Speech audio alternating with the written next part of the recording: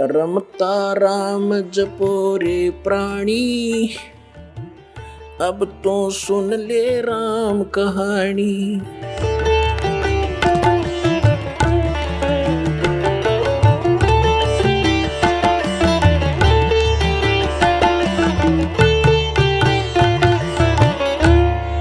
तो इसके समझने के लिए हमें थोड़ा समय चाहिएगा। अब जैसे देवी भागवत में, देवी पुराण में देवी जी उस हिमालय राजा को ज्ञान दे रही है और उसको बता रही है कि तू सब पूजाएं छोड़ दे, मेरी पूजा भी मत करना यदि तुझे आत्म कल्याण चाहिए। अब जितना इसको ज्ञान था कि कैसे आत्म कल्याण कितना मानती थी, तो बताया कि उस ब्रह्म की केवल ब्रह्म का एक मंत्र है और उसका जाप करता कर तू तेरा कल्याण होगा और जो वो ब्रह्म लोक में रहता है वहां चला जाएगा। देखिएगा, यह देखिएगा देवी भागवत, यह गीता प्रेस गोरखपुर से प्रकाशित है। संक्षिप्त देवी भागवत यानी देवी पुराण, संपादक हनुमान प्रसाद पोदार, चिमन लाल गोस्वामी।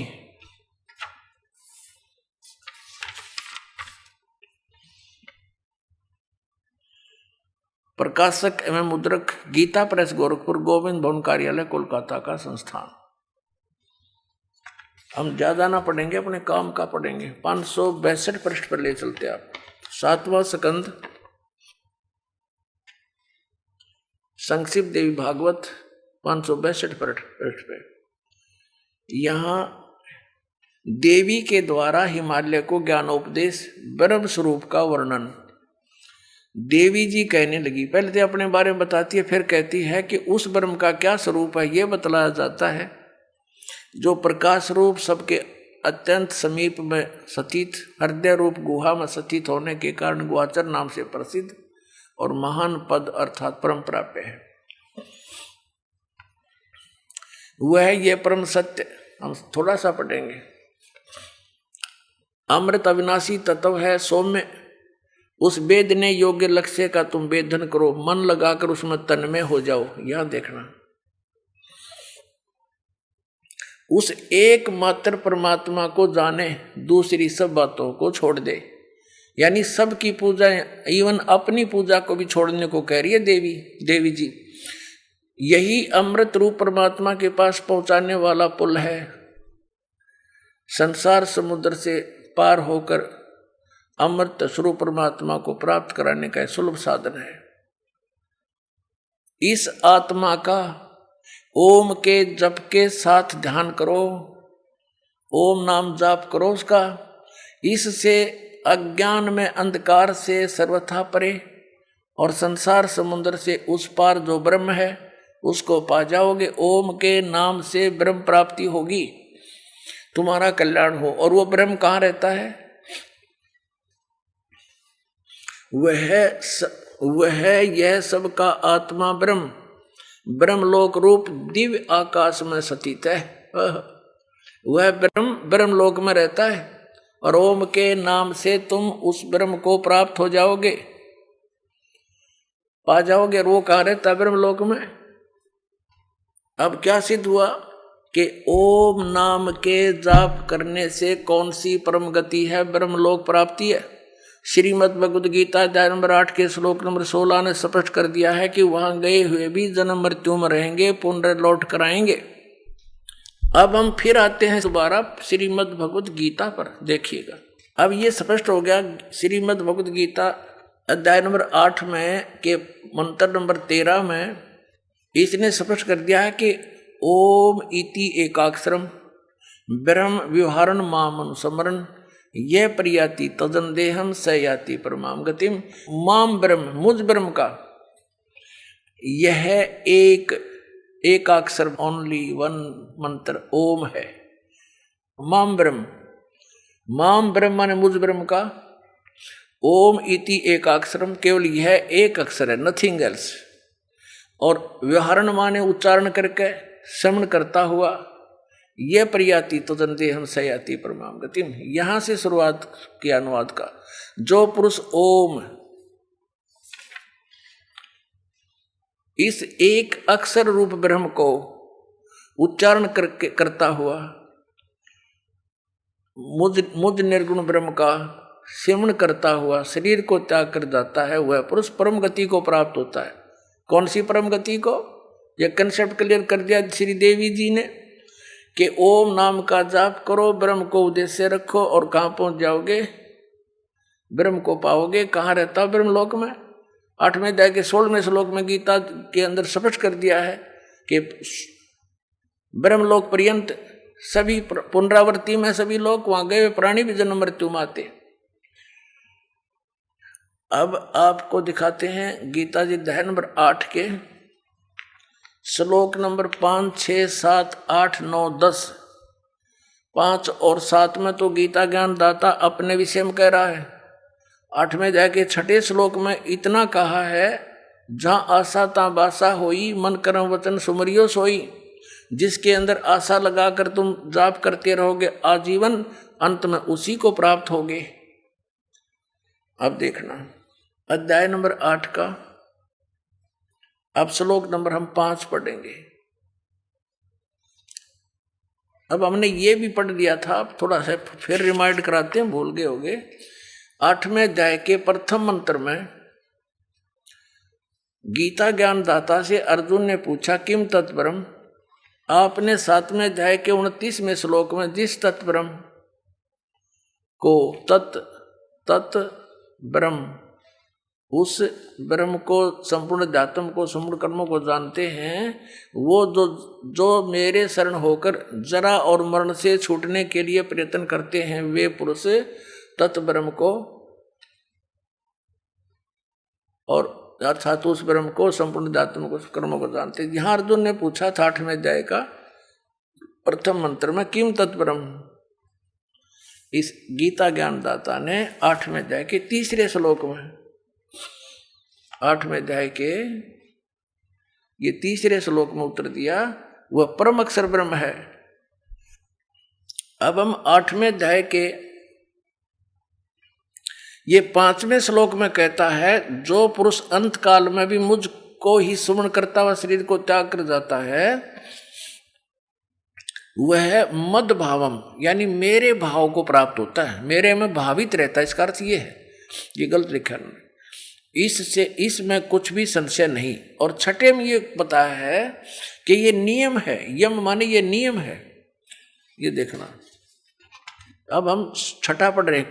कुंती पुत्र मनुष्य अंत काल में जिस भी भाव को समरण करता हुआ शरीर का त्याग करता है, उसको ही प्राप्त होता है।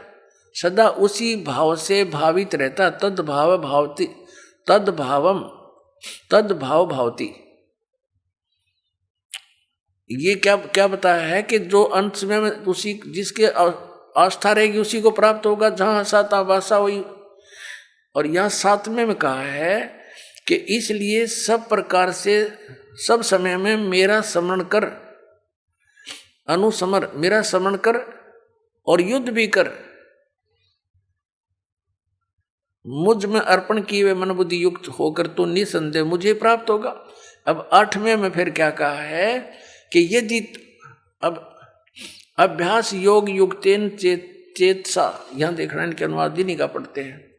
हे पार्थ, ये नियम तो पहले वाले में था। हे पार्थ, परमेश्वर के ध्यान के अभ्यास रूप योग से युक्त दूसरी ओर न जाने वाले चित्त से, यानी उस परम अक्षर ब्रह्म के, हे पार्थ ये नियम है कि परमेश्वर के ध्यान के अभ्यास रूप योग से युक्त दूसरी ओर न जाने वाले चित्त से निरंतर चिंतन करता हुआ मनुष्य परम दिव्य पुरुष यानी परम अक्षर ब्रह्म को, उस परम प्रकाश रूप दिव्य पुरुष परमेश्वर को ही प्राप्त होता है ना। उससे दूसरा हो गया गीता ज्ञानदाता से। और 9वें में फिर कहा, इसमें स्पष्ट भी किया है कवियम पुराणम, पर इसको अभी छेड़ेंगे नहीं, लंबा चैप्टर बन जाएगा। कवि का अर्थ बाद में देखेंगे। जो पुरुष सर्वज्ञ अनादि सबके नियंत्ता, सूक्ष्म से अति सूक्ष्म यानी सबके नियंत्ता, गीता से ज्ञानदाता से अन्य है, वो सबका मालिक और सबके धारण पोषण करने वाला, वो मूल जड़ रूपी परमात्मा अचिंत स्वरूप और आदित्य वर्णम सूर्य की सदृश प्रकाश रूप नित्य चेतन, आदित्य वर्ण माने सूर्य की तरह तेजो में है, उसका प्रकाश में शरीर है भगवान का। अविद्या से अति परे, अविद्या से अति परे शुद्ध सच्चिदानंद घन ब्रह्म परमेश्वर का स्मरण करता है जो व्यक्ति। अब हम 8वें अध्याय का 10वां श्लोक पढ़ रहे हैं। 9, 8, 9 हमने पढ़ लिया, जिसमें गीता ज्ञानदाता किसी अन्य परम अक्षर ब्रह्म की महिमा बता रहा है।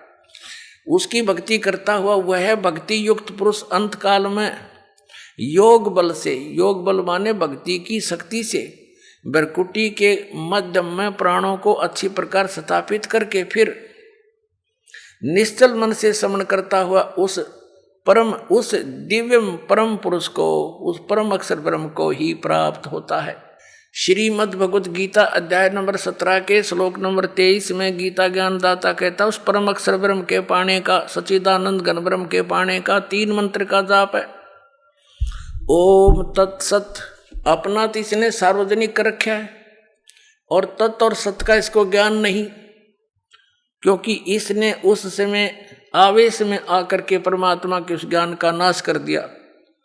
फिर परमात्मा आकर वो ज्ञान बोलते हैं स्वयं अपने अन्य रूप धारण करके,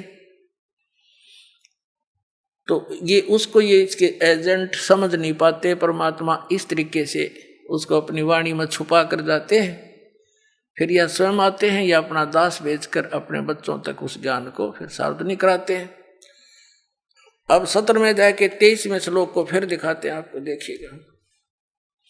ये श्रीमद् भगवद गीता 17वें अध्याय का 23वां श्लोक दिखाते हैं, अध्याय नंबर 17 का ये 23 नंबर मंत्र है।